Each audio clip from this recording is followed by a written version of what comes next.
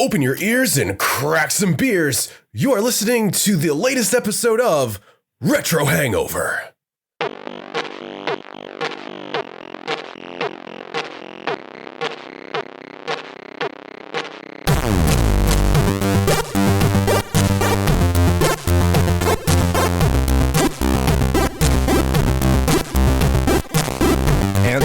Retro and classic gamers, welcome to the podcast where we slyly slither singing surprises of sinful snakes superfluously. This is Retro Hangover. I am your co-host, Chris Copleen, with special guest Willie from the Grand Rapidians Play Video Games podcast. And, as always, your host, Shane. Riding Ruffian Dick Dragon!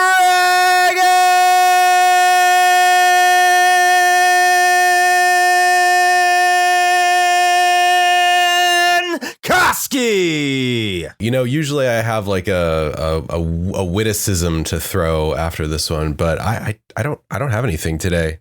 I'm at a loss for words, which is unusual. I am also at a loss for words, which is very unusual because I can keep going. Well, great. Podcast over. Willie, are you at a loss for words? I think Ginger heard that Dick Dragon through my headphones. I heard her giggling in the background. That's not surprising. No. It's nice to have you back on the show, Willie. Absolute pleasure. Thanks for having me. It's my pleasure to be here. Yeah. Especially with your pedigree that we'll get into on the personal experiences when we get past the brief history.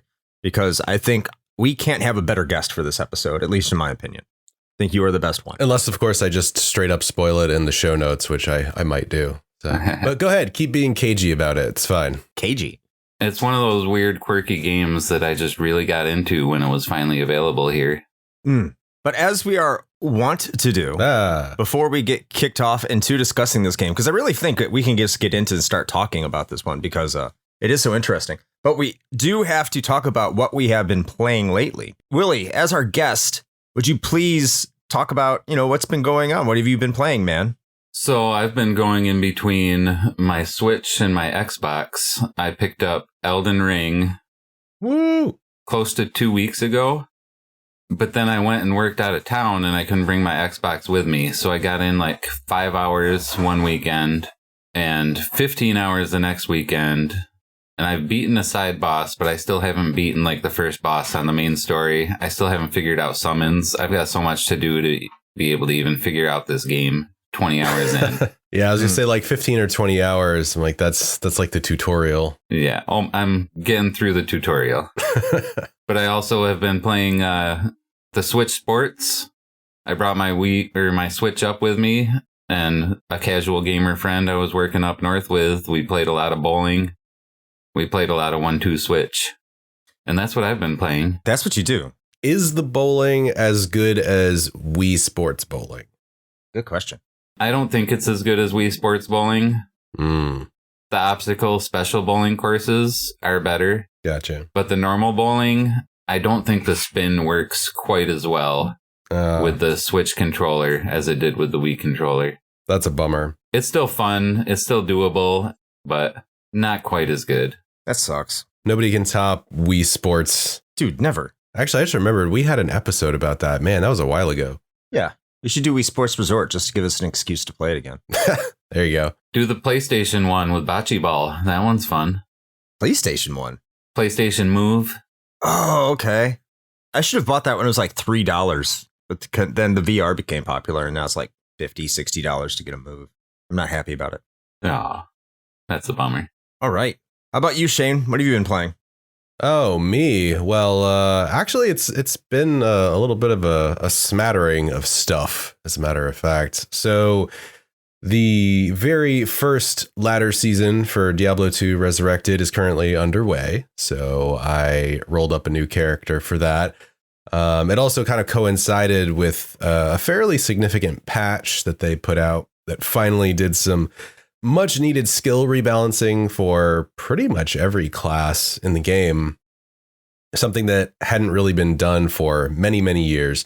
and in my opinion was needed. So it opened up some new character builds, made them a little bit more viable. And so for the latter season, I'm trying out a Phoenix Strike Assassin, because usually assassins are pretty much relegated to just doing trap builds, and that's about it. So this is a nice change of pace, which is pretty cool. So I've been kind of plinking away at that. I've also been playing a game called Evo Land, which has been around for a while, and it's always something that's kind of interested me, but I've never really just, went for it and picked it up. And the Legendary Edition was on sale recently on Steam, which includes both Evo Land 1 and 2. So I decided to pick that up finally. And I'm playing through the first one. The basic conceit, if you're not familiar with it is a game that quite literally, as you play through it, like evolves through the ages of video games. So like you start the game and it looks like a Game Boy game. And then as you progress through the game, like more things get added on. Like all of a sudden now you have 16-bit color, and now you have, sound effects. And then you have like high def graphics, and then it introduces like new mechanics and things like that. It's actually a really neat concept. It's a little rough around the edges, I'm not going to lie, and I will do an RFR on both of these for those patrons who want to hear some of that extra content. But for the money, I think it was only like a few bucks on sale anyway. It's been enjoyable. Been having fun with that. And let's see, what else? Do I have anything else going on right now? I think those are the two big ones. Oh, well, I finally jumped back into Elden Ring now that Willie mentioned that. It's been like 3 weeks since I played. Well, better start over. Yeah. Well, fortunately, I didn't hit that point yet where you kind of like just Gandalf it and you're just like, I have no memory of this place. I'm not quite there yet, fortunately. So I kind of just jumped back into exploring Altus Plateau. That's where I'm at right now, going into like the capital city. So I'm still plunking away at that. I'm like, close to 100 hours logged, I think, on that game now. Nope, over 101 and change, according to Steam. So I still hear people talk about locations they're exploring, and I'll still look at articles that are, what's a good build or where to do this or where to do that in Elden Ring. Mm-hmm. But none of the locations or words really mean anything, even after 20 hours of playing. I'm just like, okay, this is something. Yeah. No, the map's huge for sure. And I still got a lot of exploring to do. So I think they said the average playtime or something was between 100 and 150 hours, I think, for most people. So definitely a time investment. But I think that's the majority of it. I kind of started playing No Man's Sky because a buddy of mine bought me a copy of it, but I've only got about an hour into it. And there's a whole lot going on in that game. That's going to take me a minute to figure out. Nice. But yeah, that's me for right now, man. So what about you, Chris? What's been keeping you busy? So I'm progressing on my very self-absorbed named Year of Final Fantasies. Yes. Which is me trying to play all the Final Fantasy and East games that I can this year. And in doing so, I have beaten the Final Fantasy VI Pixel Remaster, nice. Which I found quite good.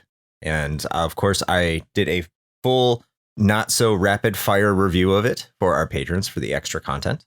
So check that out. I'm quite proud of that. It goes a very brisk 20 minutes, expanding on when it was like 5 to 8. So enjoy. I don't know why I said that. The other game beyond that is Ys 4 Mask of the Sun. It's not good. Oh, I think that's the best way to put it. Great. Ys 4 Dawn of Ys for the PC Engine CD. I played a fan sub of that. Was excellent. I loved it. So this is not the same game, but the same game for the Super Famicom. It's an entirely different game, but they're still called Ys 4 for some reason. I'm also playing it emulated because it's a fan sub, and it's just, I don't know how to put it.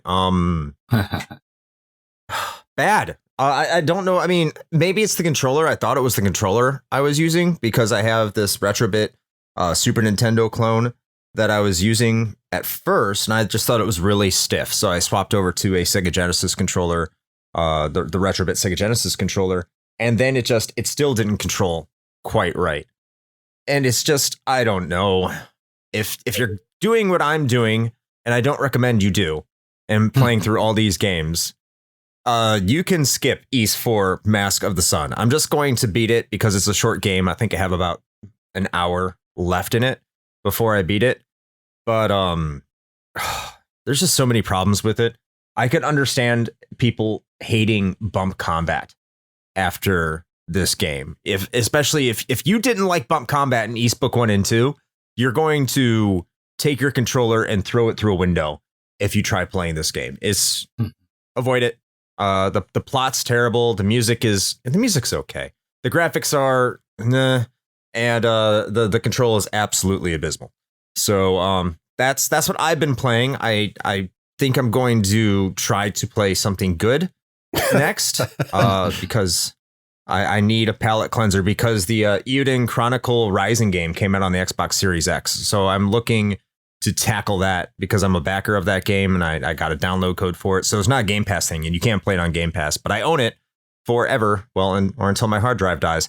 And so I think I'm going to take the opportunity to play that before the main game comes out. And it seems so I look like, forward to that. I don't know, it seems like just through vicariously experiencing these games through you, it seems like the Ys series is like incredibly hit or miss. No pun intended. Ys does not sound like it's for me.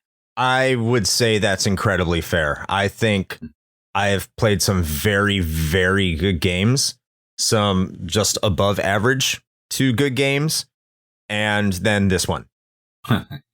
So generally speaking, they are above average good games. This is the first one I've played, which is just absolutely not.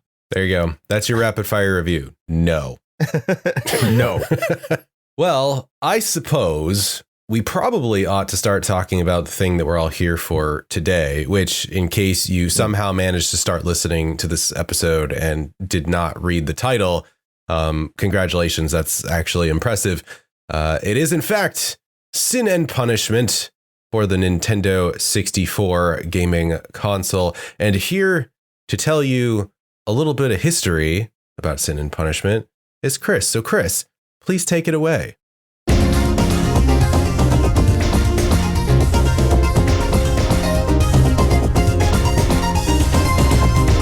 Few game developers in gaming history are known for making quirky, unique, gimmicky games as much as Treasure is. Always looking to expand or have a different angle at creating games within their era, Treasure had long been known to create quality experiences outside the norm of gamer expectations. This approach to game design finally caught the attention of Nintendo in 1997. After long working with Sega for most of their library, Treasure would team up with Nintendo's R&D1 to create a game for the N64.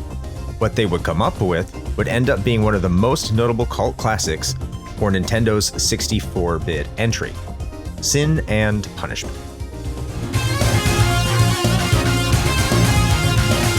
In 1997, Treasure pitched an on-rail shooter inspired by the design of the N64's tripod controller. After the N64 launched, Nintendo had tried to pitch the versatility of the controller, showing various ways of holding it from a left and right position.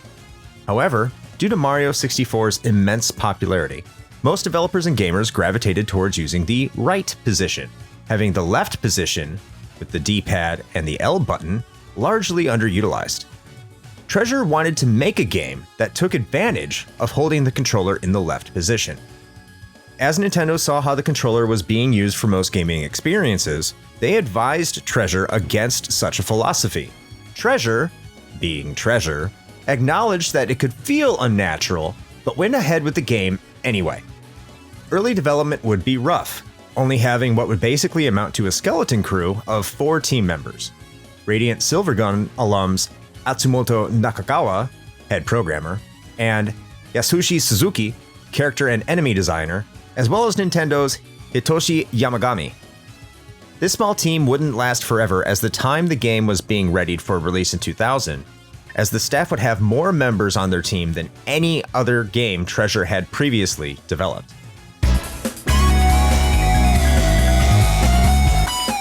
As with many games that spend a long time in development, Sin and Punishment had its issues. First of all, Yamagami had difficulty adjusting to Treasure's culture. Whenever he would establish deadlines, Treasure staff would usually blow him off. When playing an early prototype for the game, Yamagami said that while the game was fun, it was too difficult. Treasure development staff responded, in true Dark Souls superfan fashion, that if he was not skilled enough to play the game, he shouldn't be the one to supervise development. While high difficulty was part of the identity of Treasure games, a back and forth ensued between them and Nintendo that would eventually lead to the overall treacherousness being reduced. On November 21st, 2000, near the end of the N64's lifespan, Sin and Punishment was released in Japan. While not an outright flop, the game would only go on to sell 100,000 copies in its home nation. While Nintendo would tease a potential 2001 release of the game in North America, it was never officially demoed or shown off. However, the Western press still managed to review the game for its import-minded audience, largely giving it positive reviews and firmly entrenching its cult status. While it's hard to say Sin and Punishment is a stalwart franchise for the Big N, it did eventually receive a sequel on the Wii less than a decade later. Additionally, it has gone on to be considered one of the best rail shooters of its generation, despite its awkward controls, perhaps due to the ability to customize them in the releases for the Wii and Wii U virtual consoles. While the future of the series may have no star successors, it maintains a loyal following to this day. And that is your brief history of Sin and Punishment.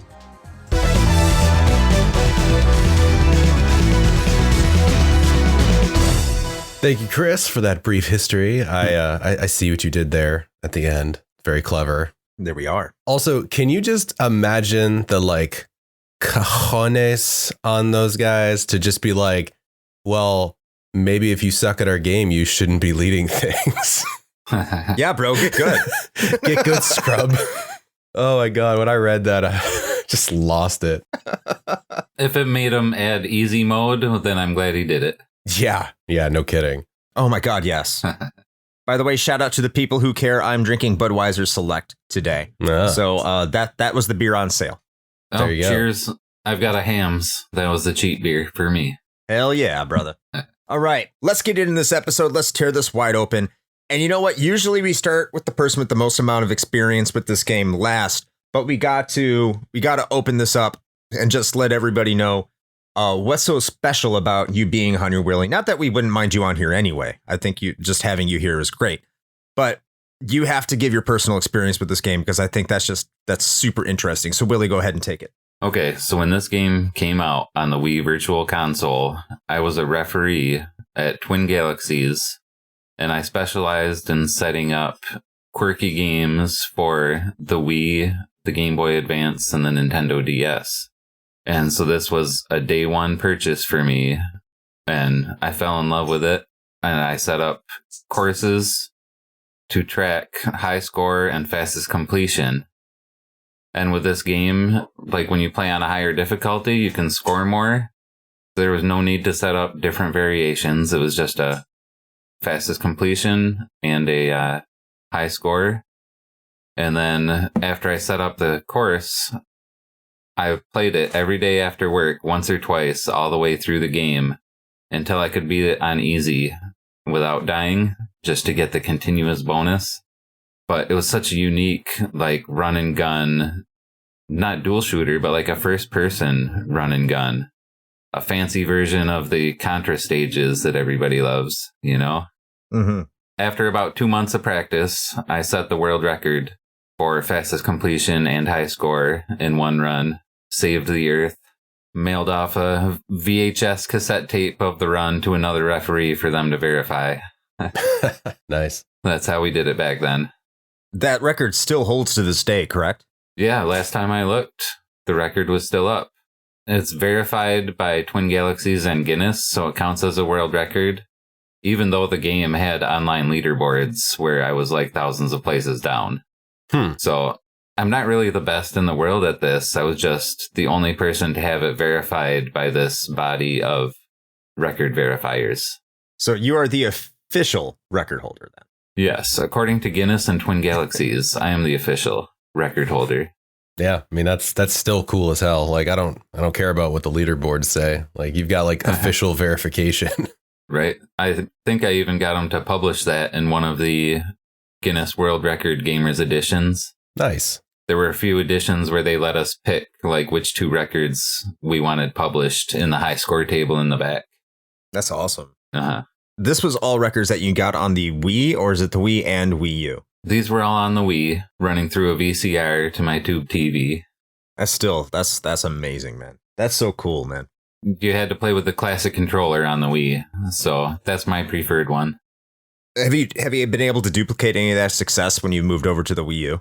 Or have you even tried it on the Wii U? Well, I transferred all my Wii information over to my Wii U, so then I kick my Wii U into Wii mode, and it's still the Wii Virtual Console version running on the Wii U currently. Okay. Yeah, I know what you mean. I haven't downloaded much Virtual Console Wii U stuff because I had it all on the Wii. Right. If you do want to, though, you have like, what, a week left? If you want to use your credit card, and then you have a year left before it goes away forever. So yeah, it's like less than a week at the time of recording this, actually. Yeah. Yep, I have it disconnected because we're moving tomorrow. So, oh well, I miss out. I've got 8-9 pages of Wii Virtual Console stuff. So I got all the TurboGrafx 16 stuff that I could want. Hell yeah. All right. So there's the interesting story. I'm just going to say I've heard of this game, and then I played it for this episode. There's my personal experience. Shane? Wow. All right. We just, the personal experience section just dove off a fucking cliff, and then I guess we'll do a bounce at the end and hit the rocks because like I mean, it was a fucking Japanese exclusive from like 2000. Like, how the fuck was I supposed to know about this? I've never heard of this game ever until y'all brought it up. Yeah, and if you were into Virtual Console back when it came out 12 years ago, it was big news in the Virtual Console world. Yeah, coincidentally, that was not me. So I had no idea this even was a thing. I didn't know it had a sequel. So when Chris was just like, yeah, we're going to do an episode on Sin and Punishment, I'm like, that sounds real heavy. Like, what is that? Is that like a novel? Like, are we pivoting? It's the new Wisdom Tree game. Oh, great. The new Bible adventures. I mean, that's it, man. Like, I knew nothing about this. I went into it blind, and Chris was just like, hey, you can play it on the Wii U. And I was like, cool. And so I bought it, and here we are. That's my story. Yep.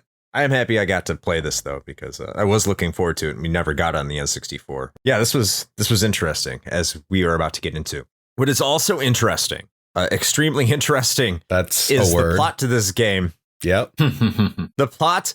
This game has a story. It sure does. Allegedly. Yep. It's there. So, Shane, how about you try to explain? I'll start out with Shane here, and then we'll go to Willie. What? Shane, what did you think? I'm sorry. You want me to explain this? No, I refuse. I will not do that. I will not be doing that at all. What is even happening? What was happening? The entire time I played this game, my wife was sitting next to me on the couch. She got home from work and I had just started it up, and she's like, "Oh, what are you playing? I've never seen that before." And I was like, it's Sin and Punishment. We're playing this for the show. It's this like, rail shooter game from the N64.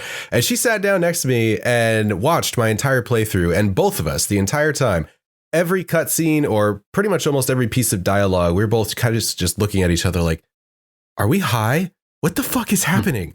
What is anything? What are these people talking about?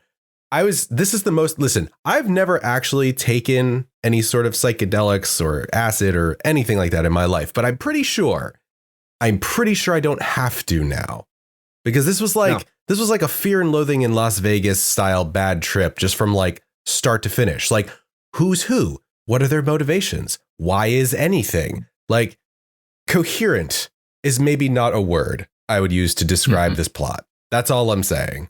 So, Willie, can you tell us what's going on? Yes, please enlighten me. It reminds me a lot of the movie Akira. But I think it was kind of inspired by Akira, but it's even more obtuse.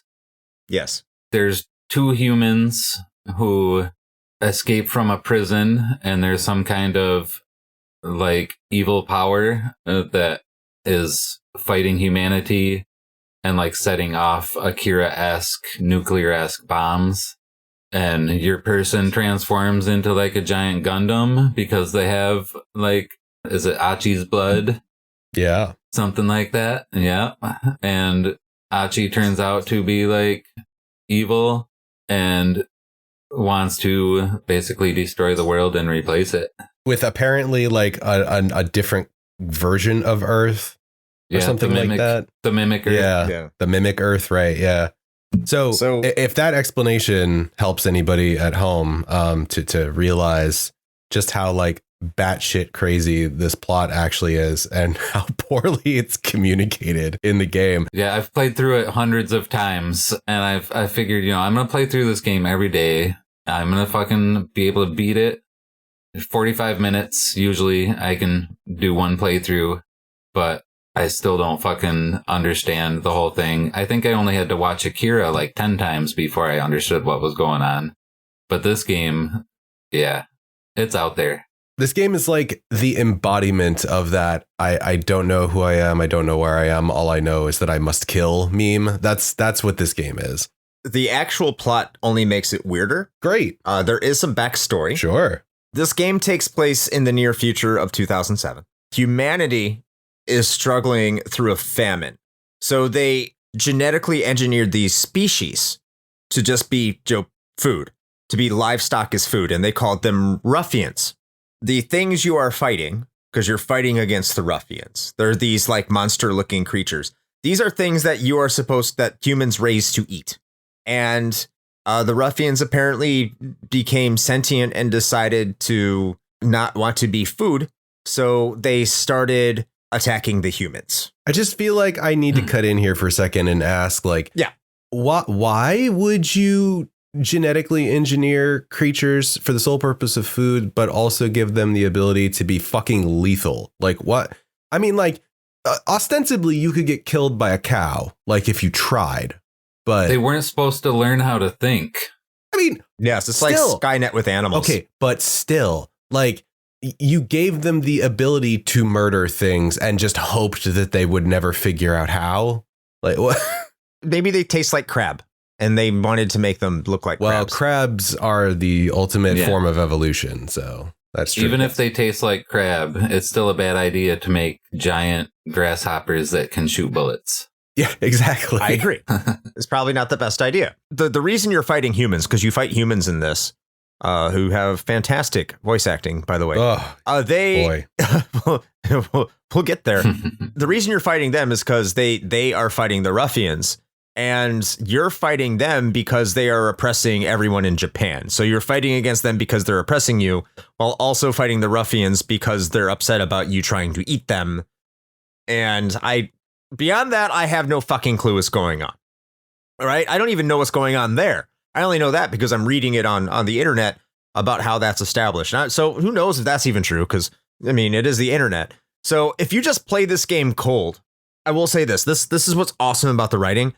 Shane already said it. He called it a bad trip. I call it a good trip because something about it is just like so uniquely, bizarrely awesome that it just doesn't make sense. And you're just like, I don't even care anymore. This is it's like watching a really bad B movie. Yeah, just watching a really bad B movie and just soaking it all in and just enjoying it. It has a lot of B movie vibes from top to bottom. One that's so bad that it's good and you want to keep watching, like Absolutely. An action B movie. And you're like, oh shit, this just happened. What the hell is going to come next? And then it's always something different next. Yeah, this makes no sense. I would say, but that also implies that you're capable of following the plot, regardless of how bad it is. You can't follow fucking anything in this game. Yeah, like, why did they cut open the dude's chest when he turned into a monster, and then they threw the girl in there, and now all of a sudden they're like this like morphed together thing, and then they aren't, and they go to New York City and they have a kid, and then they don't, and it's like, what is even happening? Yep. The New York was a psychic vision, like a dream trip. I don't know, the cutting the person and going inside. I guess, I mean, it worked in Attack on Titan. Why not here? This is Attack on Titan. Yeah. This is totally Attack on Titan. Kind of, yeah. I think Attack on Titan stole from this game because the dude turns into one of the Ruffians. Yeah. Yeah. This is Attack on Akira. Or Akira on Titan. I don't know. I mean, when you think about it, the dude turns into one of the monsters you're fighting, which is just like Attack on Titan. And then he can go back and forth and becomes one with, I don't know. I don't even know. And then the person that's making all the people ruffians is like the bad guy. It was something. And then, we haven't even really talked about gameplay, which itself is unique. Well, yeah, let's get into that because I think I'm just lost on the plot. I think there's no way we can spend time on that. So let's talk about gameplay. I'll kick this one off, and I will say it is unique. I wish I had played this on an N64 controller because now after going through the brief history and knowing how they want you to hold it, like the middle tripod, your left hand on the D-pad and your right hand on the middle tripod on the analog stick. And that's how you're supposed to play it with the N64 controller. And after playing this game, that makes a lot of sense. Now, when you try playing this on, at least because I played on the Wii U with the Pro controller, I had to reconfigure it because it doesn't make sense.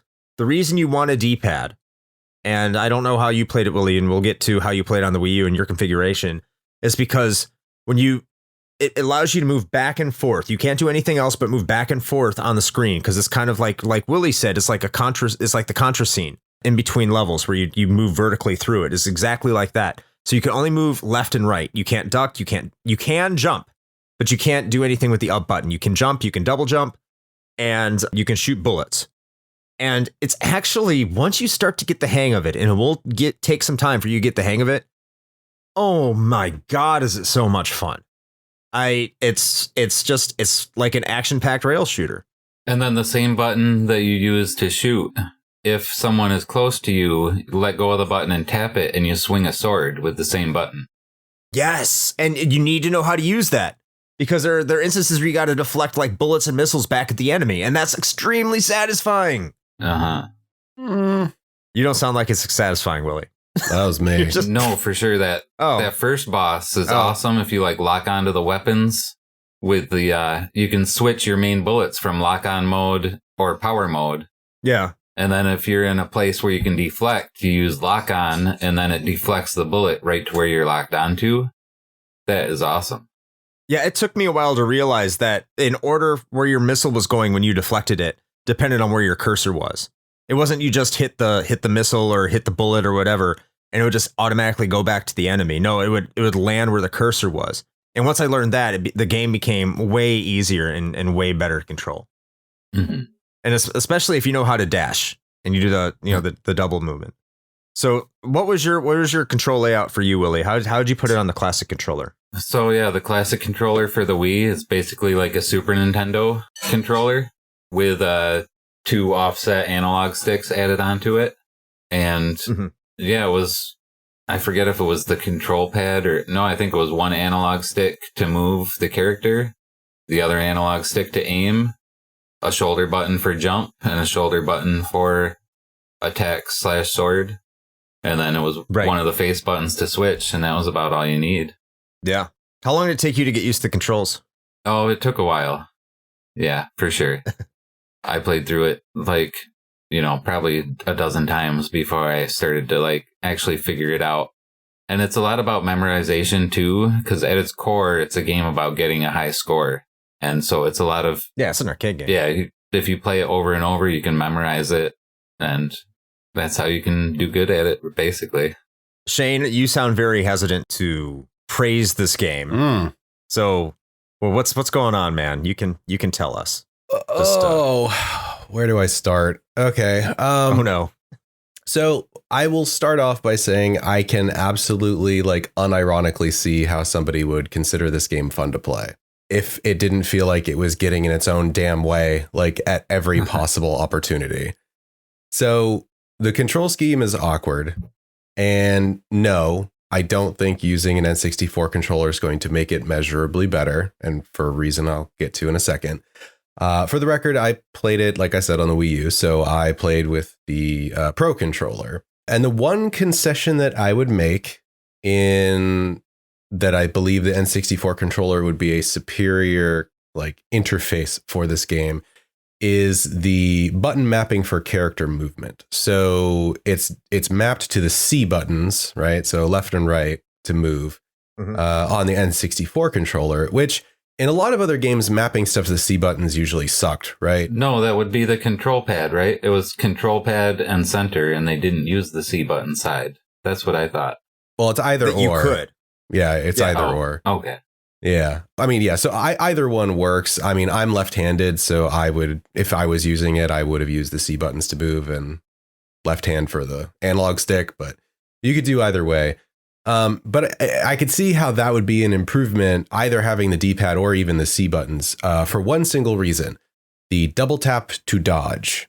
So having the movement mapped to a second analog stick like I had, because, why wouldn't you if you didn't necessarily know any better? At least for me, trying to double tap an analog stick is super cumbersome, especially with just how frenetic this game can get. And so I just kind of gave up on dodging altogether and just hoped that jumping around like a fucking maniac was going to be enough. And I think that was part of what made this experience maybe not great for me, because I think dodging is a very important part of the game mechanics. Yeah, actually, that makes me didn't really ever have a problem with dodging. I think you use the control pad on that Wii Classic controller rather than the analog, or I think you could use both. Yeah. Either or. Yeah. So the control pad did work better than the analog for dodging, for sure. Yeah, and I also would use the D-pad on the Pro controller. It's just that on the Pro controller, because it's offset beneath the analog stick, it's not as comfortable to use. So I can understand where you're coming from there. Yeah, definitely. And so that was sort of like a compromise, I guess, but not really being able to reliably dodge in the midst of combat really sucked. I'll also just go ahead and say that aiming with an analog stick sucks. Just full stop. I don't care who you are. I don't care if you're used to playing these kind of games with a stick. It just sucks. And it's made worse by how fast paced this game is. So I always felt like I was just lagging behind the action, trying to slowly move my aiming reticle across the screen with the stick all the time. And then, of course, that, don't even get me started on accuracy about that. I've gone on record with that before. And honestly, I feel like this game would have been 1,000% more fun for me to play if I had just set it up with a keyboard and a mouse. That would have been a much more intuitive control experience, and I felt like it would have been so much smoother. And, they did try to compensate for this, right? Because Willie, you brought up the aim style swapping mechanic, right? Yeah. And that works okay, but I never really felt like I got into a good spot with it. When I had the auto locking on, I felt like I was missing a lot of other enemies, and even to get it to auto lock, sometimes you had to be very particular with where you're aiming. And then when I had it swapped to the free aim, I just felt like I couldn't hit the broadside of a fucking barn. So there was no good in between. I don't know. Each different section of the game is basically set up. From playing through it, it's set up to be optimized for a certain one. So with the bugs at the beginning, if you know exactly where they're coming, you don't want to use the auto aim because that does less damage and it won't do enough to kill them. So you got to be prepared for them to come out and have their patterns memorized to take them out. But on other areas, like on the ship, if you want to lock on or kill some of the missile launchers, you got to lock onto them, and not necessarily so that you can shoot them, but you lock onto what you want to kill with their missiles. Maybe you lock onto something bigger, take that out with the missiles, and then take out the missile launchers, and then you swap back to the other aim to do more damage when the guys on the jet skis come out. It's there's a strategy for each enemy, but there's no way to know what to do unless trial and error and memorize where they're coming from. And I think that's the big thing right there. I think you just hit it on the head, which is this entire game is all about trial and error. And that extends especially to the boss encounters, because there's at least a couple that come to mind. One being that annoying little hopping creature on the posts or whatever the hell that was. Dude, that guy was easy. I always hear people complain about that, but that's a piece of cake. You just gotta jump and swing your sword when he's right in front of you. Yeah. Right. Yeah. If you think to do that or know to do that, which I did not. So I spent a whole bunch of time. Like I actually failed that encounter, I think twice because I ran out of time because I didn't do enough damage to him just because I don't know. I guess I didn't intuit what I was supposed to do. The lion was when I first played it, that lion at the beginning, I got stuck on that for a while. See, the one that I actually got stuck on was when you're falling in the sky and you have to like hit the meteor or something before it hits the ground. That was a pain in the ass. That's my least favorite spot. That is the one, like I'm trying to play through it on one life without dying. That's the one spot that will stick you up. That and the last boss. Oh, yeah. But oh, I hated that. I got so frustrated because you have to be like, you have to mash that melee attack consistently and so quickly that if you miss like once, and then before it's that, it's done. Even before you get up to it, you have to consistently track it with your cursor with the non-tracking reticle so you do more damage. And you have to hit it for like a, 30-second flight, 40-second flight. And then when you get up, you have to mash the sword. And the thing that I noticed is that the speed at which you're required to mash that like melee attack, you can't, like, even with the N64 controller, because I'm sure most people listening to this know how that feels, right? It's like a gun trigger. You can't just hold that naturally and move your finger like pressing the Z button. Your finger doesn't go that fast. Like I was sitting there with that Pro controller and I had to hold it in one hand and then take my other hand and just like slap the button as fast as I could. Exactly. That's what I did too. I put my one hand on the side, and when I got to the end of that, and I just like smack it really fast, smack the shoulder button. I'd like that sound effect, by the way. It's hot. That was good. Somebody's like stirring macaroni. See, this is where I'm going to have a bit of a disagreement with you guys. I didn't have any of these issues. Now, I did have an issue with the meteor boss, but in terms of taking out these bosses, I think I'm maybe more than with Willie than Shane here.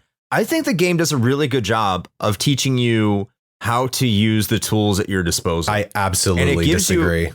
100%. Okay, we can disagree. I think it did, because it gives you enough time that if you look at the boss's life bar and it shows you, it will let you know if you're not doing enough damage. So there's an example of this when you're chasing something through a tunnel, and if you keep shooting at it, you're going to realize, why isn't this boss's life bar going down? And you keep running into these things that are going down the tunnel that you shoot at, they die really quickly. But then I realized, okay, this thing's life isn't going down. What else can I do to harm it? And so I was like, well, I have my sword attack. So I started hitting these things with the sword to the boss, and it started doing a lot more damage. So the game does give you hints that if it's not being damaged in the way you think it should be damaged, that there is another method to do it.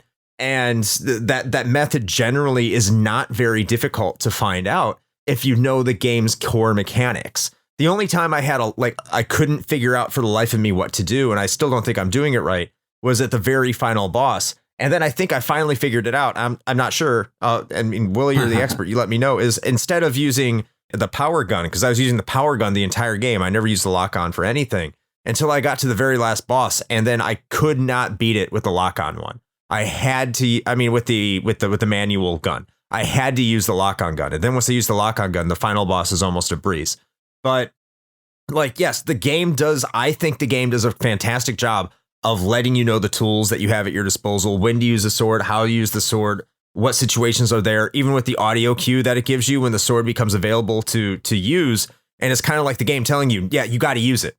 So I actually think it did a really good job. I didn't have to slap it, the trigger, like you guys were talking about. I was able to make it through just fine. Now I played on easy. Maybe it's different on normal, but on easy mode, I did not have those problems. I played it on easy too, and I still ran into these issues. I don't know. I don't feel like the game does this fantastic job of explaining or telegraphing like the things that you're supposed to do. To me, it was very much well, we have a very incredibly painfully specific way that we want you to do this encounter. And if you don't do it exactly the way the developers intended you to do it, then you're going to fucking fail. And then you'll just have to try over again. Like, to me, that's not telling the player, like, that's not hinting at what you should do. That's just fucking die and figure it out. Right. That's what happened to me on that lion boss at the beginning. Once you know what to do, it's easy. But at first I was trying to kill it by just shooting it and dodging the bullets. Right. I didn't know that I had to run up to it and hit it with a sword and kill it by knocking it off a cliff rather than taking all its energy down. I was trying to take its energy down. Right. And I did the exact same thing. Yeah. After maybe a dozen tries back in 2010, I looked it up online and said, oh, okay. I'm not trying to do a gamer flex here because I'm sure both of you could kick my ass in a Souls-like or Elden Ring or something like that. But when I figured out I wasn't doing damage to the guy within the first 5 seconds, I was like, I want to see what the sword does. And then I saw it reflect back. It gives you cues. I disagree. I have to disagree. No, I mean, that's fair. I don't know. I guess if it was giving cues, then they were just completely lost on me because I just felt like I was bumble fucking my way through trying to figure out how to finish this game most of the time.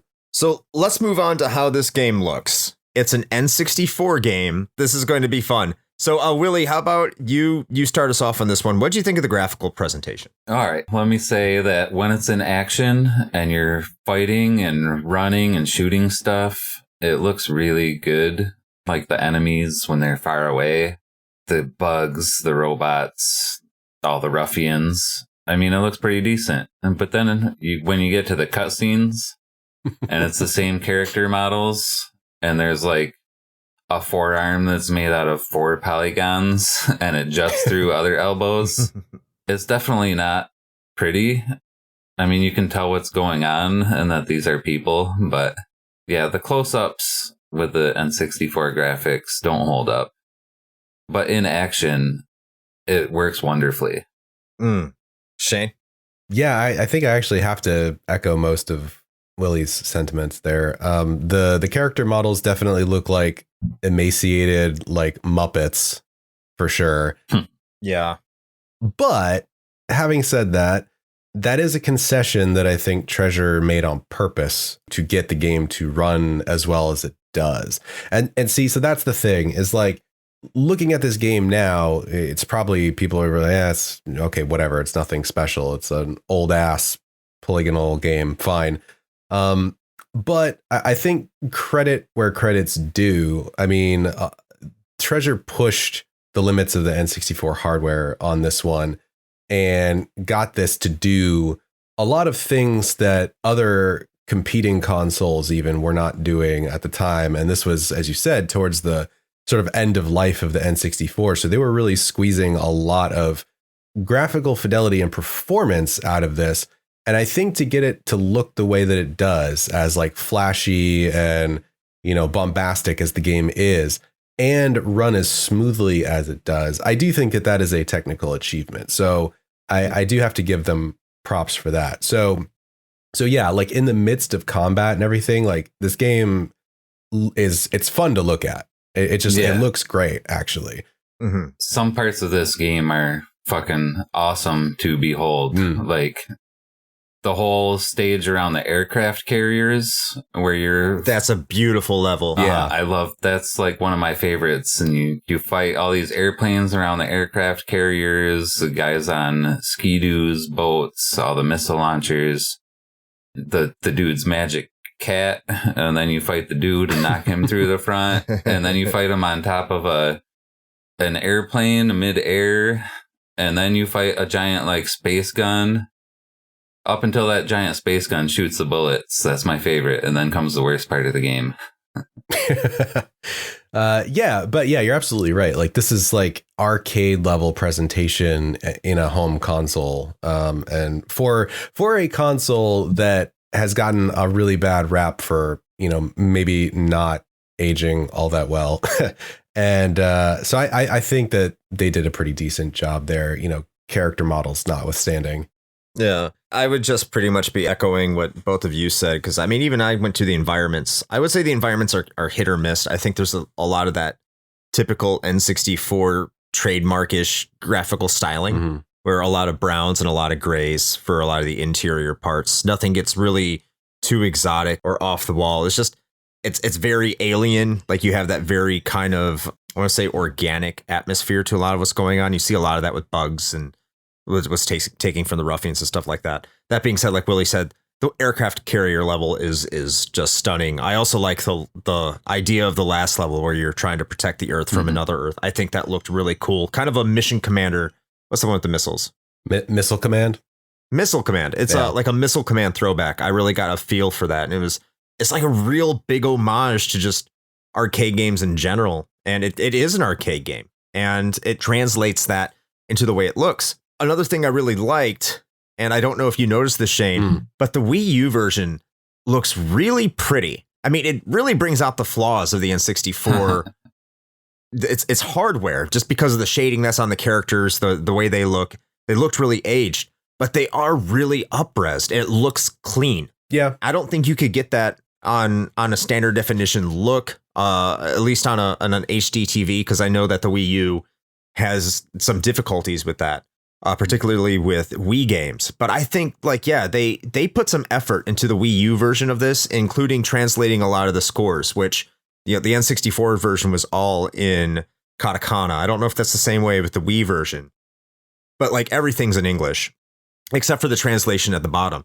Yeah, that's crazy that this was a Japanese only release on Nintendo 64 with an entirely English voice track with Japanese subtitles. Yeah, and we'll get into that. Okay.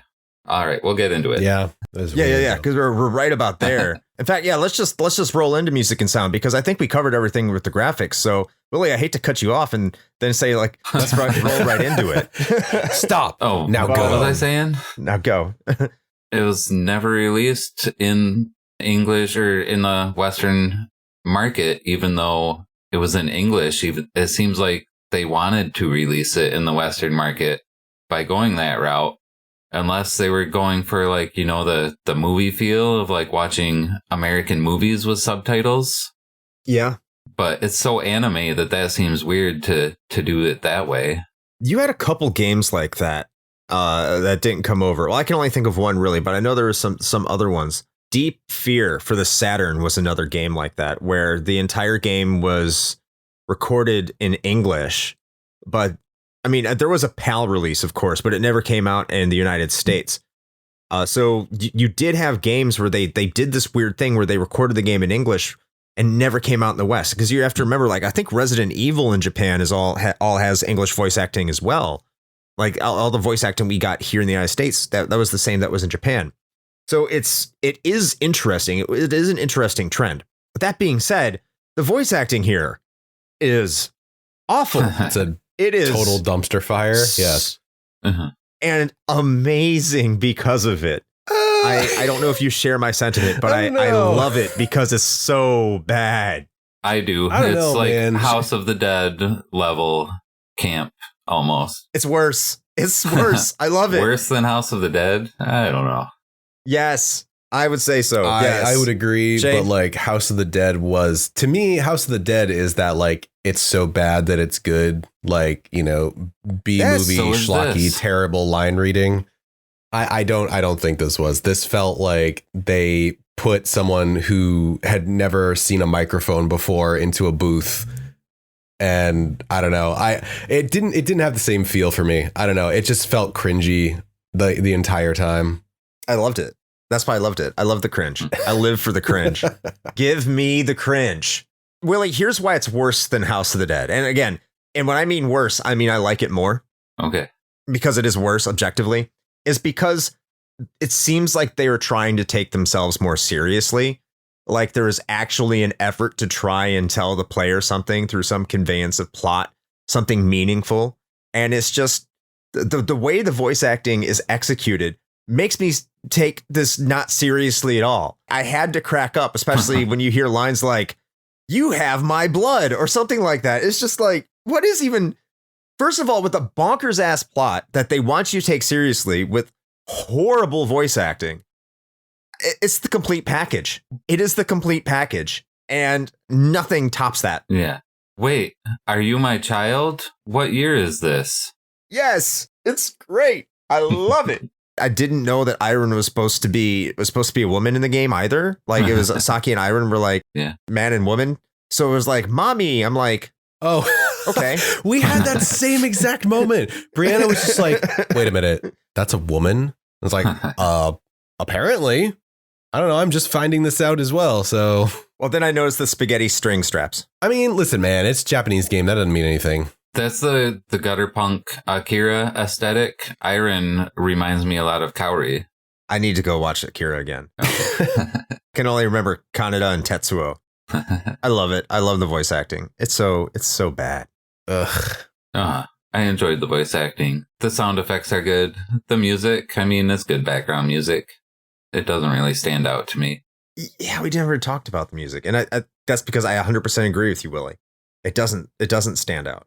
I think the main reason for it is because you're focused on everything other than the music. Yeah. With all the action that's going on the screen, it's hard for me to like jam out and just really get into it. I'm like, I don't want to fucking die. Please don't kill me. And it's never repeating patterns. Yeah. It's like there's this part of the game and then the next part of the game and then the next part of the game. Yeah. And everything's always changing and the next pattern is different. And it's not like you get into a groove. You got to anticipate what's coming next. Yeah. What'd you think of the music, Shane? Yeah, I think we all had the same thoughts, actually. It's a lot of like, it's a lot of stuff that you would probably hear out of just like any sort of generic arcade cabinet. It's like a bunch of like guitar wanking butt rock or like electro synth stuff, which is fine. Like it actually works for this type of game, and it sets the tone appropriately. So it's not necessarily a knock on it or anything. It's just not like, it's not anything particularly memorable. Like I'm not going to go track down the Sin and Punishment soundtrack and listen to it, in the car or something. Yeah. But it's fine, which, this is another reason that I'm actually, and maybe I missed something. So maybe somebody can keep me honest here, but I am genuinely surprised that this was not an arcade game. This was just exclusive to home consoles, right? Correct. It was never an arcade game. That's insane to me. Yeah. Absolutely. It's an arcade game. Even the length of it, too. Once you get it down, you can beat it in less than an hour. You can do that in an arcade game. Yeah, even me being bad at the game, I think I did it in about an hour and 20 minutes or so. Yeah. When you think about it, there's a lot of Space Harrier here and a lot of wild guns. Mm-hmm. Yeah. Yeah. And which is right up my alley, and I love that. Even though I'm terrible at Space Harrier and wild guns, I did not find this game too terribly difficult. I probably would if I put it on normal, but. So can I ask you too, what was your favorite part of the game? Favorite part? I would say the aircraft carrier is mine. Yeah, actually, yeah. I was trying to think if there was something else that would top that. I will say that I kind of felt like the carrier section went on for maybe a little too long. Yeah, I would agree with that. But overall, I think just the varied mechanics and everything keeping interesting and just like the dynamic nature of that level. It's just like you could play like just that level, and I think you'd have a really great time. Like that's a perfect showcase of what I think this game does right. And you can do that in practice mode. You can just go play that one stage. Well, see, there you go. And yeah, that is how I want to experience this game if I ever played it again. Just go play that level.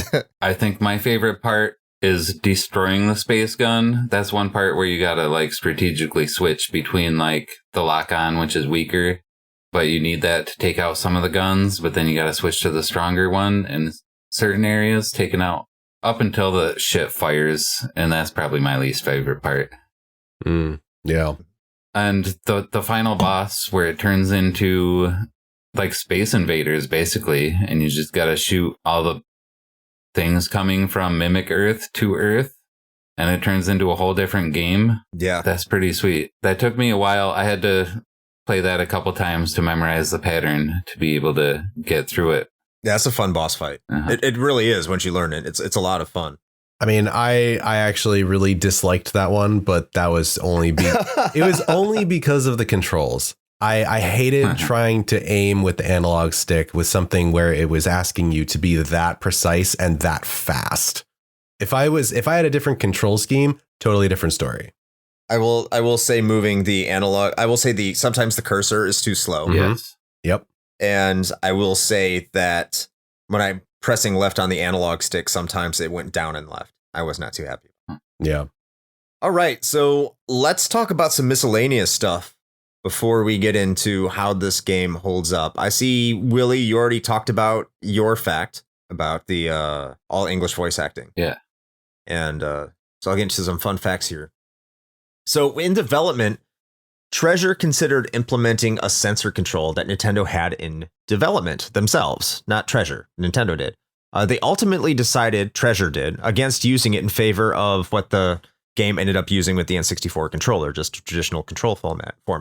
However, the controller that they were thinking about using would eventually end up being the Wiimote for the, of course, aforementioned, aptly named Wii. Mm-hmm. So there you go. It was in development as early as 2000. They just waited a little while. You would think that a Wii remote style control, I really enjoyed that for shooters like that, like Geometry Wars. You would think that would work better for a game like this. Yeah, absolutely. Yeah, maybe that means we should go play Star Successor. I was just thinking that, actually. Like, maybe I would enjoy that one more. Right. Here's the next one. Sin and Punishment's working title was Glass Soldier, as your protagonist was originally supposed to be extremely fragile. They ended up changing the name to something that they could use kanji for instead of katakana. So kanji is the very complicated letters that represent words, where katakana is like letters that, well, they're symbols that represent sounds that are associated with foreign words to Japan. So like Glass Soldier would be represented in English as Glass Soldier in katakana. So there's that. And that was so the game could stand out from most other titles using kanji instead of katakana, because most Japanese games use katakana. So they drew their inspiration for the game name Sin and Punishment from Perfect Dark's Japanese name, which was Akato Kuro, or Red and Black. And they wanted to add a subtitle to the game to make it sound less obscure, and that would also be using kanji. So the Nintendo dude, the supervisor, Yamagami, proposed the title Chikyo no Keishosa. Chikyo no Keishosa. Chikyo no Keishosa. Keishosa. There it is. Thank you, Willie. Which directly translate to Earth Successor. But the kanji for Chikyu, or Earth, was to be read as Hoshi, or Star.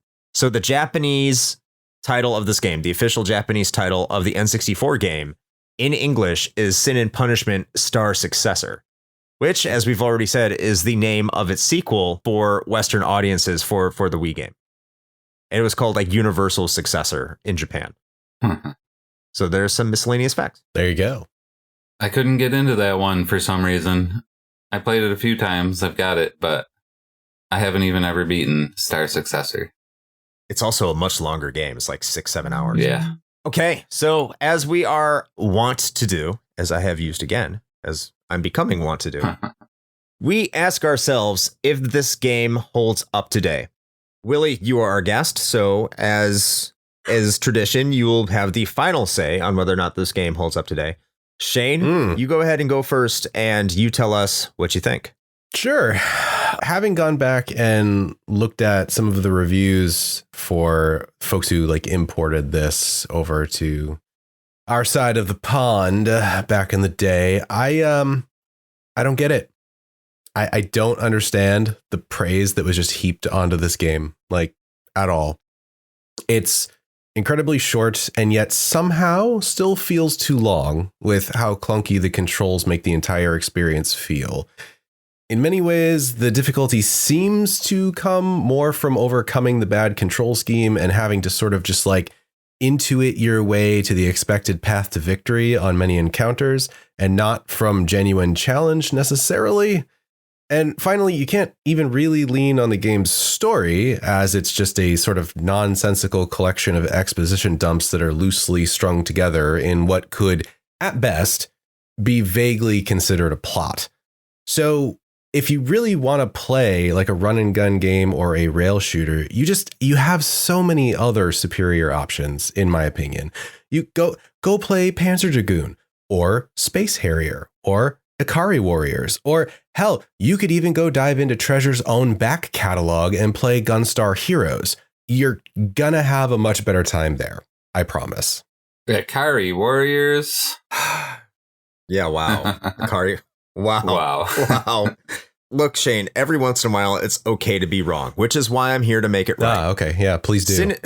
Yeah. There we are. Sin and Punishment is a game that definitely holds up, and it will take you a while to get used to the controls. The controls themselves are very unintuitive.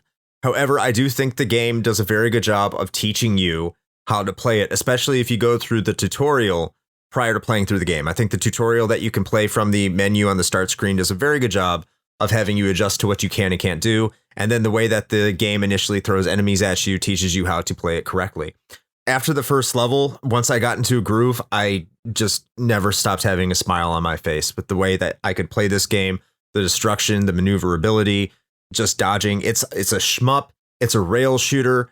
It's challenging. It's also rewarding in every sense of that I could think of. It rewards credits quite generously, provides that incentive by keeping that score up, and has a plot that is just so utterly ridiculous. I couldn't stop laughing, and I was addicted to just how stupid and brilliant it was at the same time.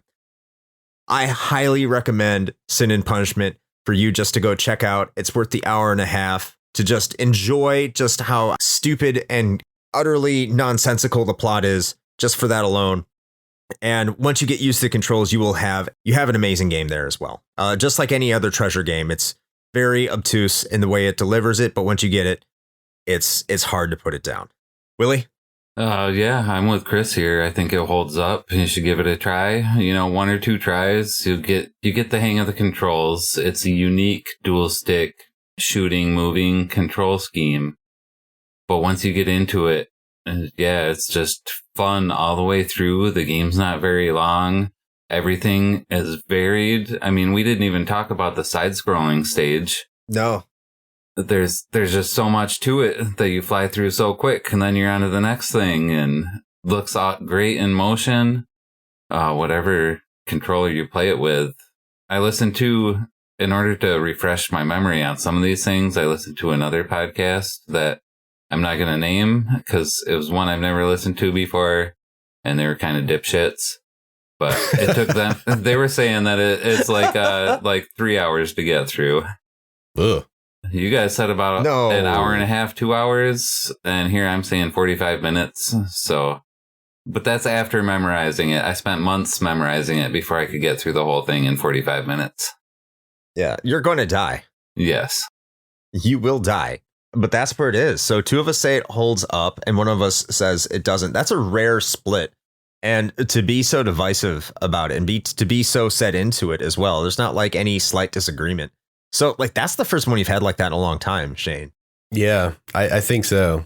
But on my approve, I do want to put a caveat on there that you have to be into arcade high score games, and you have to want to if you get into it and figure it out, you'll have to want to try it over and over again, and that's where you really get your enjoyment.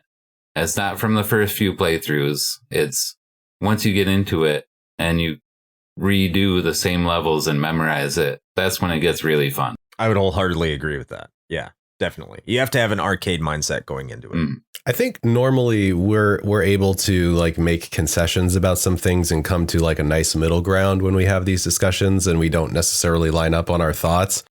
This is one hyper specific hill I am willing to fucking die on. I do not like this game at all.